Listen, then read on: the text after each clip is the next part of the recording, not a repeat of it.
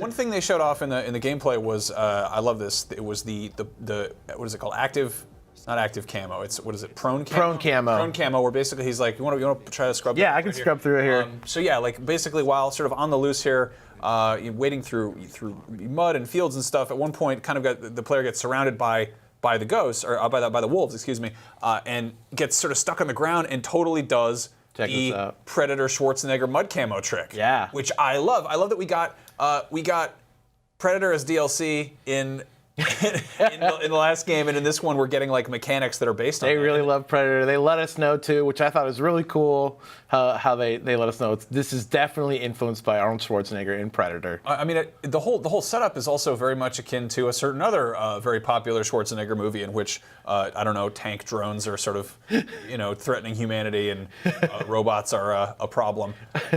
What I like here is they also talked a bit about sort of the this can be played entirely solo.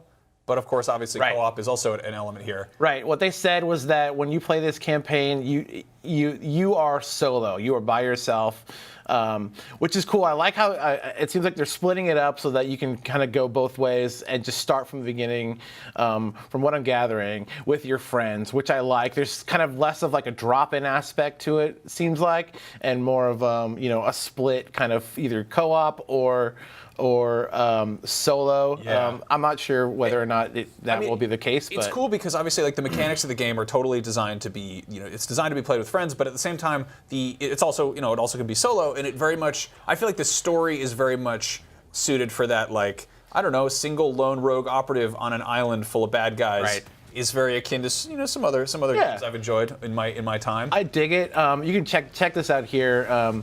There's this kind of stamina damage thing that's happening where if you lose your stamina, things will happen to you. Obviously, like earlier, and I can scrub to it later. But you get hit and you're wounded, and your stamina is affected, and your aim is affected, which is cool. You didn't really kind of get that in the last game. You have like 3 stages of sort of like triage for your injuries or whatever. And you have to treat all, if your arm gets wounded, you have to treat your arm. If your leg gets wounded, you have to treat your leg.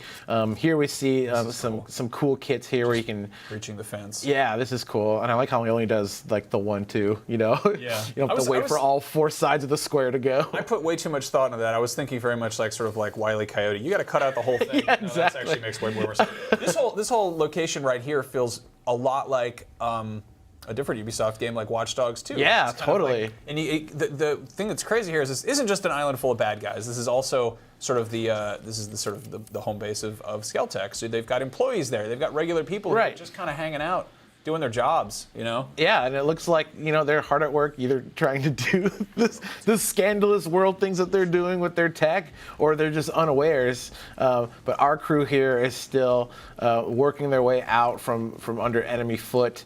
And the things that happen here, this is real cool. The things will get revealed. And why don't I queue up another spot? Yeah, while we're doing that. While we're doing that and talking about that. A friendly reminder, if you didn't check out Ghost Recon Wildlands, it is on sale through the 13th for up to 70% off. That is Xbox One, PS4, and PC. And it was revealed in this whole big, reveal that Operation Oracle, the most recent sort of post-launch free DLC thing with John Bernthal, is in fact the prologue to this. So it kind of sets up what's going on in this new game in Breakpoint. So I'm going to queue up here while we keep talking here. Here, let me get this going. Sure, yeah. Obviously, things sort of start to go a bit haywire, and some tech starts to drop out, as we saw in the trailer. We get some mechs, as you were saying, some like T2 mechs here. Drones, we get some drones. Stuff. Yeah, there we go. Obviously, this station here is like, must be a front for, here you go, just hunter-killer drone tech. And there's just Facebook going on. There's kind of a cool dichotomy between like the player characters are like, yes, you're badass military operatives who are at the top of their game, but still he's wearing a backwards hat and a t-shirt. Right. Meanwhile, the people hunting you are like skull-faced stealth camo, like Punisher predators, basically. And tech, with automated tech, and then dropping in. Yeah, robot tanks and stuff. So that's a kind of a cool mixture. I want to talk about Aroa for a second. Sure. This is cool. Basically, it's an island. Or did it say island or island chain? I think it's an island chain, but I could correct me if I'm wrong. The reason I ask is because they made it up. It's totally fictional, which is cool because it gives them the freedom to kind of have a variety of environments and not just be kind of stuck to reality here. Right. So they said that there's going to be, in addition to sort of this, I don't know, temperate forest or whatever. I'm not a geologist. Right. There's also beaches. Yep. There's also snowy landscapes. There's also a big volcano there. The volcano is the exciting part there. That's something that's very interesting.